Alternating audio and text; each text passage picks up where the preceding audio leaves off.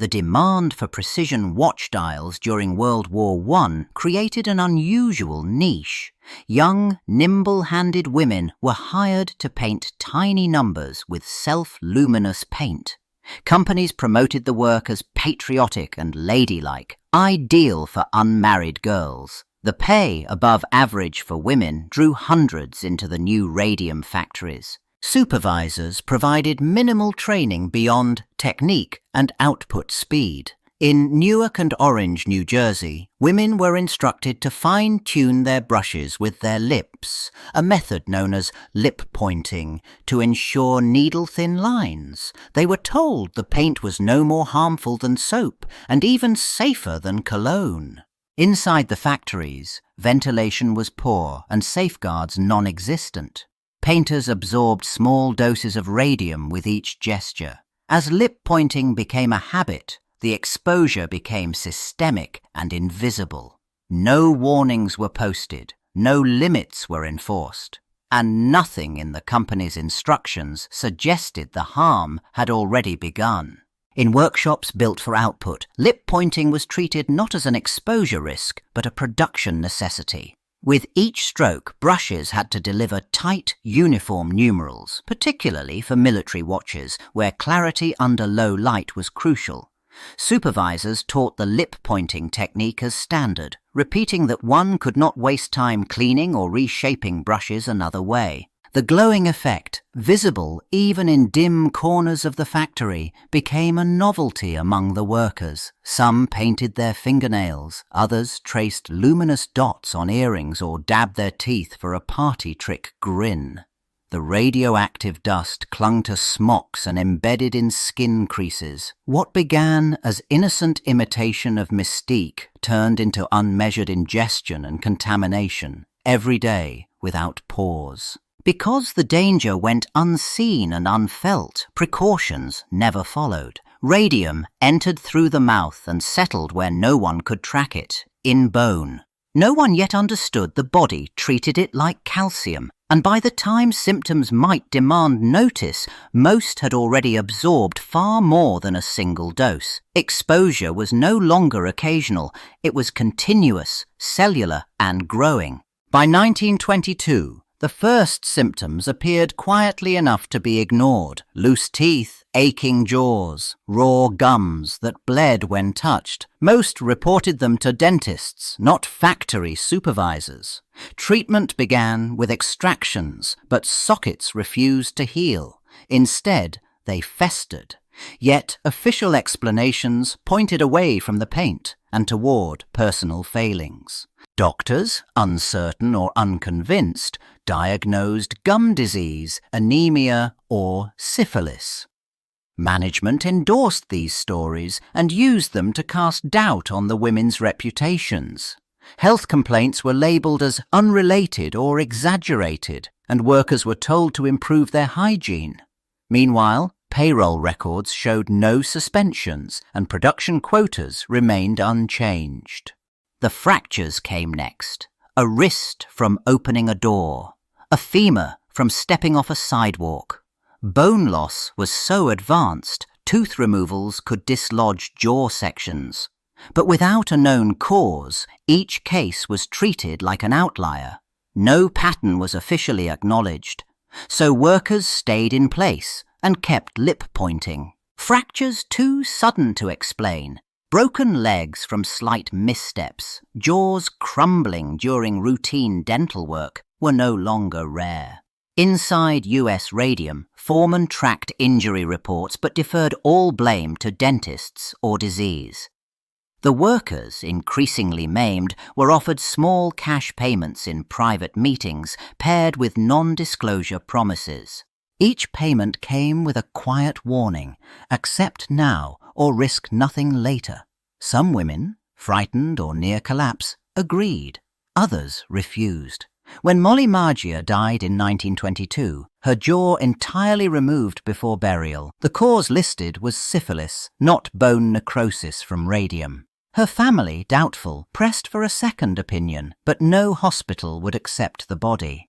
With discreet burials and sealed records, the company still controlled the story. But by 1924, the number of unexplained deaths had grown too fast to suppress. Quiet hush deals gave way to grieving families comparing symptoms, and rumors of radium-linked fatalities reached outside physicians.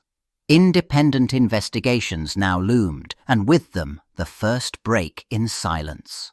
By early 1925, scattered symptoms and conflicting diagnoses had produced more confusion than clarity. Dentists saw wounds that refused to heal. Surgeons encountered jawbones that crumbled on contact. Yet factory doctors insisted no industrial link could be proven. What was missing was a forensic investigation, someone willing to look beyond the mouth for answers. That shift came when Dr. Harrison Martland, a county pathologist, obtained permission to autopsy former dial painters. Using meticulous tissue studies and autoradiography, he found what others had missed. Radium was not localized but systemic. The element had lodged deep within the skeleton, irradiating bone from the inside and hollowing it over time. Martland demonstrated that the body absorbed radium like calcium, delivering it straight to bones and marrow, where it emitted alpha radiation at close range. Cell by cell, it destroyed the structures meant to regenerate tissue.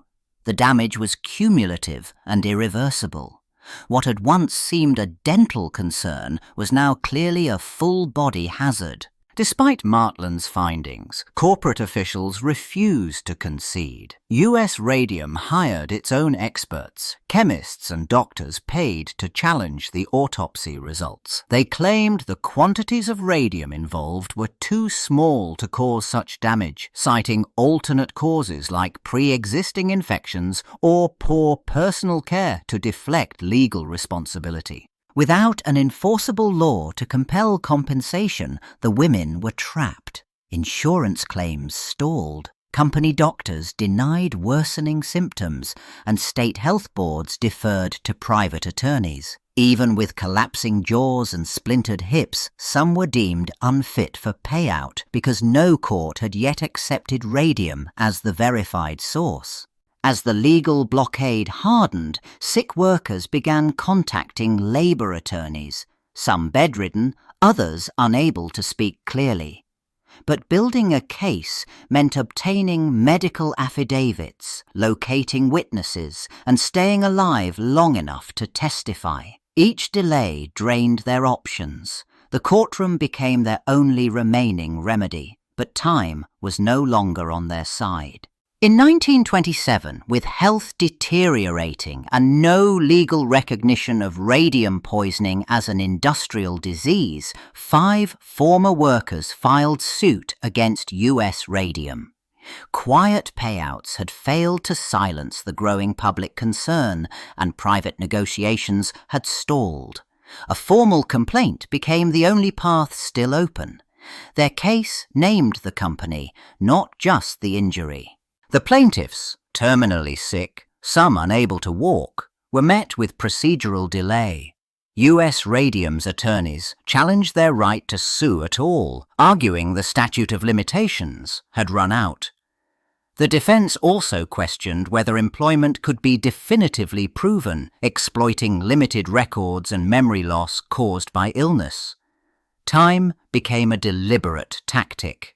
To proceed, attorney Raymond Berry had to prove both causality and corporate knowledge, without full medical consensus or direct admissions. He compiled physician affidavits, work rosters, and statements from surviving co-workers. But as the hearings approached, the physical condition of the women worsened. The risk shifted. They might not survive long enough to testify. In summer 1928, with headlines spreading and expert testimony mounting, US Radium agreed to a settlement. Each of the 5 plaintiffs received $10,000 up front, lifelong medical coverage, and an annual pension of $600. It was the first formal recognition that workplace radium exposure could warrant compensation, though no admission of guilt was included. But for the women, medical costs surged faster than provisions could cover. Hospital trips multiplied, bones weakened further, some couldn't chew or speak. The pensions, while symbolic, hardly offset the scale of damage already done. And because this was a negotiated agreement, not a legal judgment, it set no binding precedent on other companies or states. Without regulatory force, conditions elsewhere stayed unchanged.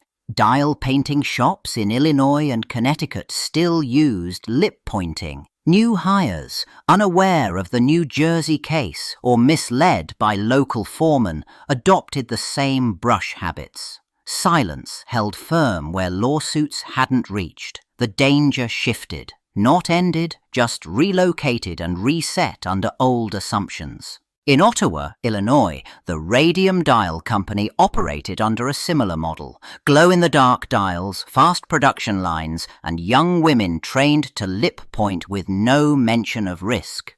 Managers assured them the paint was safe and, like their New Jersey counterparts before them, mocked any health complaints as exaggerated. There was no formal warning, no operational change, and no retraction of dangerous training methods. When illnesses began among Illinois workers in the early 1930s, persistent pain, spontaneous fractures, swelling in the legs and jaw, local doctors once again provided scattershot diagnoses. One of the sickest, Catherine Donahue, was dismissed as overly sensitive even as she grew too weak to stand. Radium Dial claimed she was never a true employee. The company destroyed time cards and challenged every statement filed by her physicians. Donahue's case dragged until 1938 through appeals, hearings, and repeated challenges built around legal technicality rather than proof of harm. By the time Illinois' Industrial Commission ruled in her favor, she weighed less than 60 pounds and died within months. Though the ruling broke local silence, it exposed a deeper truth. Earlier reforms had not translated into broader protection, only geographical repetition of tragedy. By the end of the 1930s, state commissions and courtrooms were no longer dismissing radium exposure out of hand. Legal victories in both New Jersey and Illinois had created a new precedent. Occupational illness could be cause for compensation, even if the danger was invisible, the symptoms delayed, and the science contested. Employers, for the first time, began altering training protocols, yet enforcement remained uneven. Some firms quietly discontinued lip pointing, others switched to safer compounds without disclosing the reason. But many companies lacked the resources or pressure to act, and no federal law required permanent alterations in safety procedures. Compliance depended on lawsuits, press coverage, or staff turnover, not on regulation. Lacking uniform rules, safer practices arrived piecemeal, if at all. The absence of federal oversight meant reforms could vanish as easily as they appeared. When new painters entered factories without knowledge of past cases, the cycle risked restarting under new brands or management. Legal precedent shifted the burden of proof, but did not end the exposure. The danger had changed form, but not yet disappeared from the workplace.